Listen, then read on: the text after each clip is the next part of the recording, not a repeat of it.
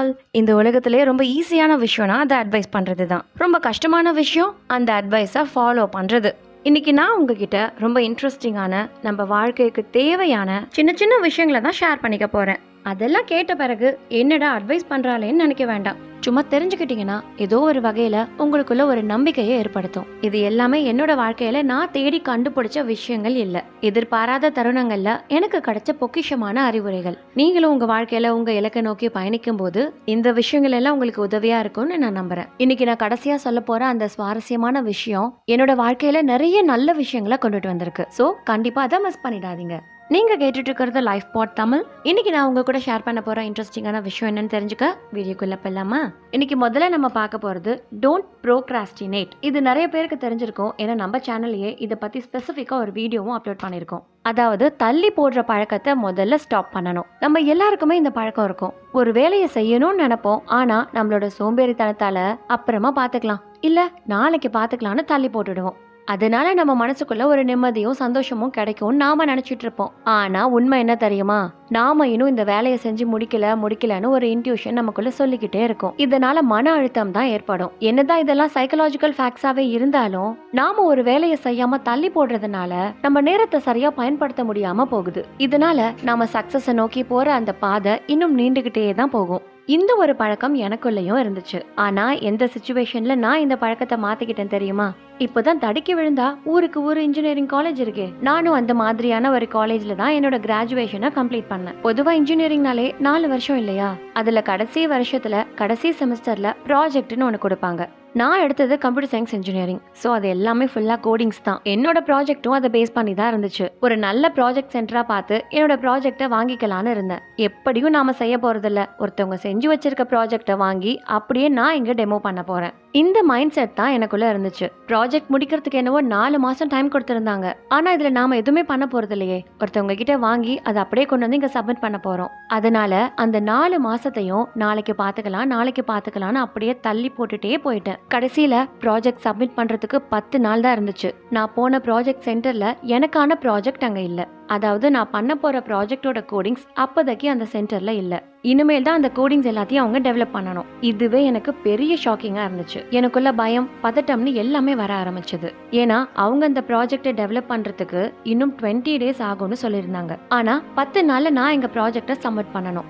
இப்போ அது முடியாதுங்கிறது நல்லாவே தெரிஞ்சிடுச்சு. அந்த கடைசி 10 நாட்கள்ல எத்தனையோ ப்ராஜெக்ட் சென்டர்ஸ் ஏறி இறங்கினேன். ஆனா எதுவுமே கை கொடுக்கல. அப்பதான் நான் பண்ணது எவ்வளவு பெரிய முட்டாள்தனம்னு எனக்கு புரிய வந்துச்சு. என்னோட ஃப்ரெண்ட்ஸ் எல்லாம் ப்ராஜெக்ட்ஸை சப்மிட் பண்ணியாச்சு. ஆனா நான் மட்டும் பெண்டிங்லயே இருந்தேன். ஒரு வழியா அந்த ப்ராஜெக்டை சப்மிட் பண்ணிட்டேன்னு வச்சுக்கோங்க.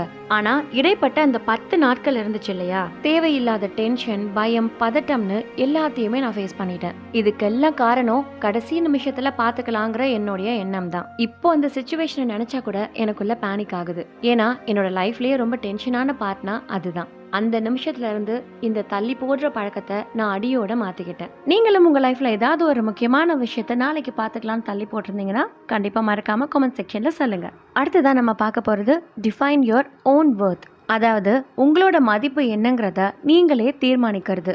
நாம யாரு, நம்ம திறமை என்னங்கிறத நாம ஃபர்ஸ்ட் தெரிஞ்சுக்கிட்டாலே போதும். அதெல்லாம் மத்தவங்க அங்கீகரிக்கணுங்கிற எந்த அவசியமும் இல்ல. சோ எப்போதுமே நாம ஒரு செயலை சரியான முறையில மனப்பூர்வமா செய்யும் போது மத்தவங்க என்ன நினைப்பாங்களோன்னு யோசிச்சு நாம கவலைப்படுறத முதல்ல நிறுத்தணும். ஏன்னா மத்தவங்க நம்மள பத்தி ஒரு நிமிஷம் யோசிப்பாங்களா? ஆனா அவங்க என்ன நினைப்பாங்களோன்னு நாள் முழுக்க அதை பத்தியே யோசிச்சு நம்ம நேரத்தை நாமளே வீணடிச்சுக்க கூடாது. நம்ம திறமை என்ன, நம்ம பலம் என்னங்கிறத ஒரு முறைக்கு 10 முறை யோசிச்சு அதுல எப்படி சக்சஸ் ஆகுறதுங்கிறதுல தான் நம்ம முழு கவனத்தையும் வைக்கணும். இந்த ஒரு பாடத்தை இந்த மாதிரி சிச்சுவேஷன்ல நான் கத்துக்கிட்டேன் தெரியுமா? ஒரு வழியா இன்ஜினியரிங் முடிச்சு அந்த காலேஜ்ல இருந்து வெளியிலயும் வந்தாச்சு. மே மந்தோ ஜூன் மந்த்லயும் எக்ஸாம் முடியுது. அடுத்த ஜூலை மந்தே ஒரு டாப் மோஸ்ட் இன்ஸ்டிடியூட்ல டியூட்டருக்கான வேகன்சி இருக்குன்னு சொல்லிட்டு ஃப்ரெண்ட்ஸ் எல்லாம் சொல்லியிருந்தாங்க. நானும் அந்த இன்டர்வியூ அட்டென்ட் பண்ணி செலக்ட் ஆகி அந்த வேலையிலையும் சேர்ந்தாச்சு. அப்போ ஒரு சமயம் நான் ஒரு பிரசன்டேஷன் பண்ண வேண்டியதா இருந்துச்சு. நானும் அந்த பிரசன்டேஷனை செஞ்சு முடிச்சாச்சு. ஆனா சின்ன சின்ன தவறுகள் இருந்துச்சு. அப்பதான் என்னோட சீனியர்ஸ் 2 பேர் வந்து நான் பண்ண தவறுகளை மட்டும் சுட்டிக்காட்டி பேசிக்கிட்டு இருந்தாங்க. அந்த நாள் முழுசுமே எனக்கு அவங்க சொன்ன விஷயங்கள் மட்டும்தான் ஓடிக்கிட்டே இருந்துச்சு. ஆனா என்னோட குறைகளை கண்டுபிடிச்சே சொன்னவங்க அவங்க வேலைகளை பார்த்தபடிதான் இருந்தாங்க. ஆனா என்னால அப்படி சகஜமா இருக்கவே முடியல. என்ன கவனிச்சுக்கிட்டு இருந்த என்னோட கொலீக் ஒருத்தவங்க அப்பதான் என்ன கூப்பிட்டு, உன்னோட பிரசன்டேஷன் ரொம்ப நல்லா இருந்துச்சு அப்படின்னு சொல்லி நான் எந்தெந்த பார்ட்லாம் ரொம்ப சூப்பரா பண்ணியிருந்தனோ அதெல்லாம் ஹைலைட் பண்ணி சொல்லிக்கிட்டு இருந்தாங்க. அதெல்லாம் கேட்கும்போது என்னவோ எனக்கு கொஞ்சம் ஆறுதலா தான் இருந்துச்சு. ஆனாலும் அவங்க 2 பேரும் சொன்ன விஷயங்கள் என் மனசுக்குள்ள ஒரு பக்கம் ஓடிக்கிட்டே தான் இருந்துச்சு. அப்பதான் அவர் எனக்கு புரியாத பல விஷயங்களை அந்த ஒரு நிமிஷத்துல புரிய வச்சாரு. அடுத்தவங்க கைத்தட்டி பாராட்டினா மட்டும்தான் நம்ம பெர்ஃபெக்டான ஆளுங்கிறது இல்ல. மத்தவங்க சர்டிபிகேட் கொடுத்தாதான் நம்ம பண்றதெல்லாம் கரெக்ட்னு நினைச்சோம்னா நம்ம லைஃப்ல நம்மளால எந்த காரியத்தையுமே செய்ய முடியாது. எல்லாத்தையும் 100% கரெக்டா பண்றதுக்கு நம்ம ஒண்ணும் மெஷின் இல்லையே. நம்மள சுத்தி இருக்க எல்லாருமே நாம பண்ற நல்ல விஷயங்களை மட்டும் கவனிக்கிறது இல்ல. நாம எப்பெல்லாம் தவறு பண்ணுவோம் அதை எப்பெல்லாம் குத்தி காட்டலான்னு காத்துக்கிட்டு தான் இருப்பாங்க. அவங்க சொன்ன விஷயங்களை பத்தி யோசிக்கிறத விட்டுட்டு அடுத்த பிரசன்டேஷன்ல இன்னும் பெட்டரா எப்படியெல்லாம் பண்ணலாம்னு யோசிங்க அப்படின்னு சொன்னாரு. இந்த வார்த்தைகள் இருக்கு இல்லையா, இதுதான் என்னோட மனநிலைமைய அப்படியே மாத்துச்சு. மத்தவங்க பாராட்டுக்காக நாம எப்போதும் ஏங்க கூடாது. எல்லா தோல்விகளும் அவமானங்களும் நாம செய்யற தவறுகளை திருத்திக்கிறதுக்கான ஒரு வாய்ப்பு தான். அந்த வாய்ப்பை நம்ம சரியா பயன்படுத்திக்கிறதுல தான் நம்ம சக்சஸே ஒளிஞ்சுகிட்டு இருக்கு. அடுத்ததான் நம்ம பார்க்க போறது செலிப்ரேட் யுவர் ஸ்மால் அச்சீவ்மெண்ட்ஸ். நம்மளோட பெரிய கோலை நோக்கி நம்மளோட பாதை போயிட்டு இருக்கும்போது அதுல கிடைக்கிற சின்ன சின்ன வெற்றிகளை கூட நாம கொண்டாடணும். அது நமக்குள்ள ஒரு உத்வேகத்தை கொடுக்கும். நம்ம மனசும் ரொம்ப ஹாப்பியா நீ பண்றது கரெக்ட் தான் அப்படின்னு நமக்குள்ள சொல்லிக்கிட்டே இருக்கும். இந்த உணர்வு தான் நம்ம கோல்ஸ் அச்சீவ் பண்றதுக்கான ஒரு சீக்ரெட். இதுக்கு பெஸ்ட் எக்ஸாம்பிள் என்ன தெரியுமா? இப்ப நான் இந்த யூடியூப் சேனலை ரன் பண்ணிட்டு இருக்கேனே அதுதான். நான் அப்லோட் பண்ற ஒவ்வொரு வீடியோஸ்க்கு கீழேயும் நீங்க உங்க டைமை ஸ்பெண்ட் பண்ணி பாசிட்டிவான கமெண்ட்ஸ் கொடுக்குறீங்கல்ல, அதெல்லாம் பார்க்கும்போதும் படிக்கும்போதும் என்ன நானே மோட்டிவேட் பண்ணிப்பேன். நீ கரெக்டான பாதையில தான் போய்கிட்டு இருக்க.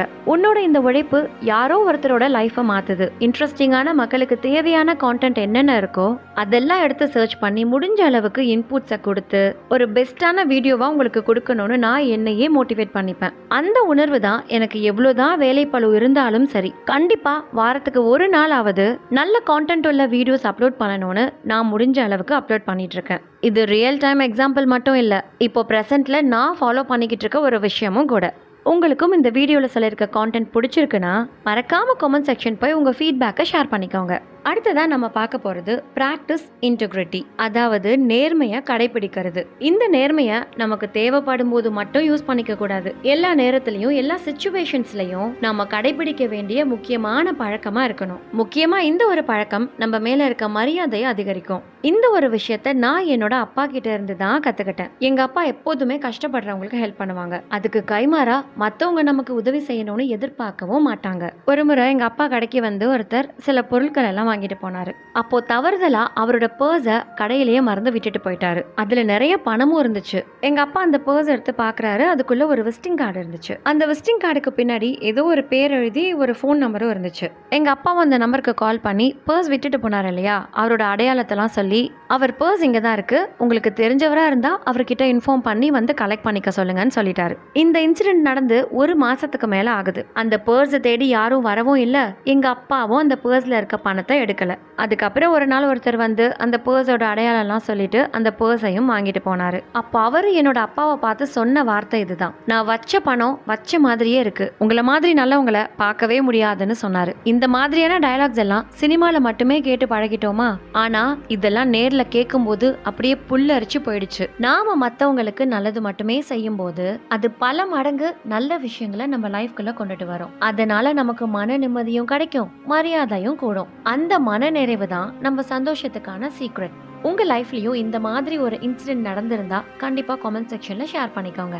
அடுத்ததான் நம்ம பார்க்க போறது காம் யுவர் ஆங்கர். நம்ம கோபங்கிறது எப்போதுமே மற்றவங்களுக்கு கொடுக்கிற தண்டனை கிடையாது, நமக்கு நாமே கொடுத்துக்கிற தண்டனை தான் இந்த கோபம். இந்த கோபம் வந்துட்டாலே நம்மளால ஒரு தெளிவான முடிவையே எடுக்க முடியாது.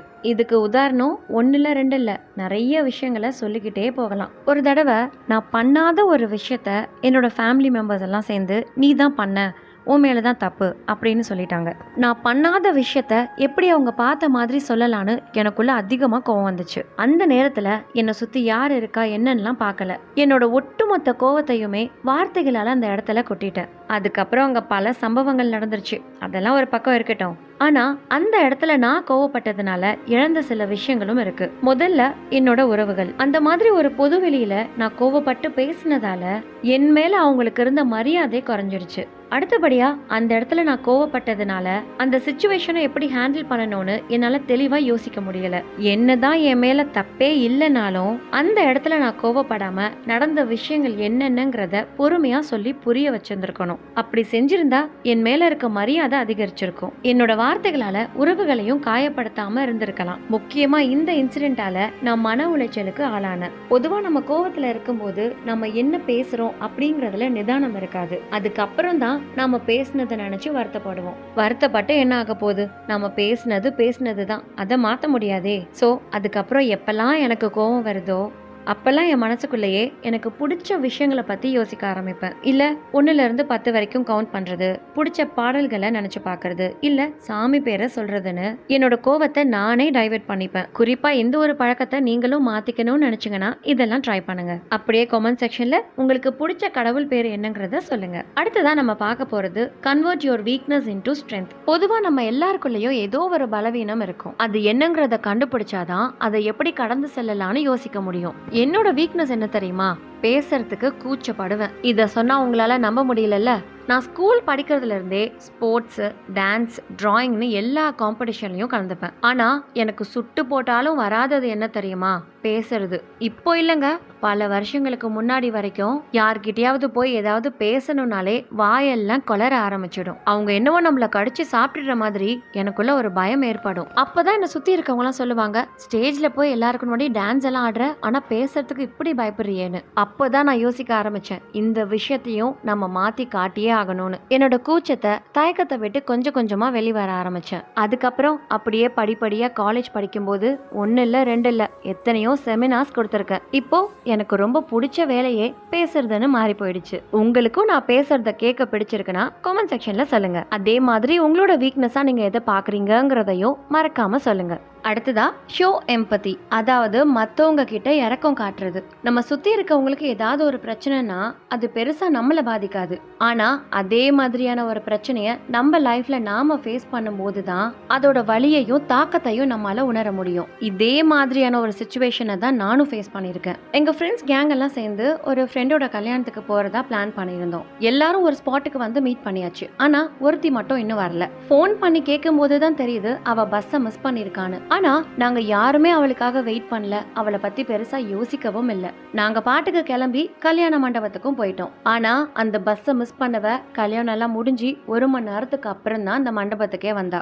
அப்போ அவ ரொம்ப டென்ஷனாவும் பதட்டமாவும் இருந்தா. அந்த சமயத்துல நாங்க யாருமே அவளோட உணர்ச்சிகளை புரிஞ்சுக்கல. ஆனா நான் ஒரு முக்கியமான இடத்துக்கு போகும்போது பஸ்ஸை மிஸ் பண்ணி வேர்க்க விறுவிறுக்க டென்ஷனோட அந்த இடத்துக்கு போய் நின்னு. நான் அந்த இடத்துக்கு லேட்டா போனதால அந்த விஷயம் என் கை விட்டு போயிடுச்சு. அந்த சமயம் என் மனசுக்குள்ள இருந்த உணர்ச்சிகளை என்னால வெளிப்படையா சொல்ல கூட முடியல. அந்த சமயம் எனக்கு சடனா என்னோட ஃப்ரெண்ட் அந்த பஸ்ஸை மிஸ் பண்ணி கல்யாணத்துக்கு லேட்டா வந்த இல்லையா, அந்த இன்சிடென்ட் தான் ஞாபகத்துக்கு வந்துச்சு. அப்பதான் நான் யோசிச்சேன், நாம எப்போதுமே ஒரு சிச்சுவேஷனை ஹேண்டில் பண்ணும்போது அதை எப்போதுமே நம்ம சைட்ல இருந்து மட்டுமே பார்க்க கூடாது. மத்தவங்க இடத்துல இருந்து அந்த சிச்சுவேஷனை பார்த்தா மட்டும்தான் அவங்க ஃபேஸ் பண்ற வழிகள் என்னங்கிறதும் நமக்கு தெரிய வரும். பர்டிகுலரா இந்த ஒரு விஷயத்த நம்ம எல்லாருமே நம்மளோட டெய்லி லைஃப்ல ஏதோ ஒரு சிச்சுவேஷன்ல பண்ணிட்டு தான் இருக்கோம். அதாவது எப்போதுமே நம்மள பத்தியும் நம்மளோட சிச்சுவேஷனை பத்தி மட்டுமே தான் யோசிப்போமே தவிர மத்தவங்களோட நிலைமையில இருந்து நாம எப்போதுமே யோசிக்கிறதே இல்லை.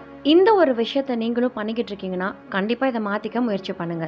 அடுத்ததா எம்ப்ரேஸ் தி சேஞ்ச், அதாவது மாற்றத்தை ஏத்துக்கிறது. எனக்கு ரொம்பவும் பிடிச்ச பழமொழிகள்ல இதுவும் ஒண்ணு. அதாவது மாற்றம் ஒன்றுதான் மாறாதது. இந்த உலகத்துல எல்லாமே மாறிக்கிட்டே தான் இருக்கும். நம்மளை சுத்தி இருக்க கிளைமேட்டா இருக்கட்டும், ஒரு செடியா இருக்கட்டும், ஒரு மரமா இருக்கட்டும், ஒரு பறவையா இருக்கட்டும், இன்னும் ஏன் நாம குழந்தையில இருக்க மாதிரியா இப்ப இருக்கோம்? இப்படி எல்லாமே மாறிக்கிட்டே தான் இருக்கும். இதே மாதிரிதான் நம்ம லைஃப்லயும் வெற்றி தோல்விங்கிறது சகஜமானது. ஒரு தோல்வியை சந்திக்கும் போது உடஞ்சு போயிடவும் கூடாது, வெற்றியை சந்திக்கும் போது தலைகணத்தோட இருக்கவும் கூடாது.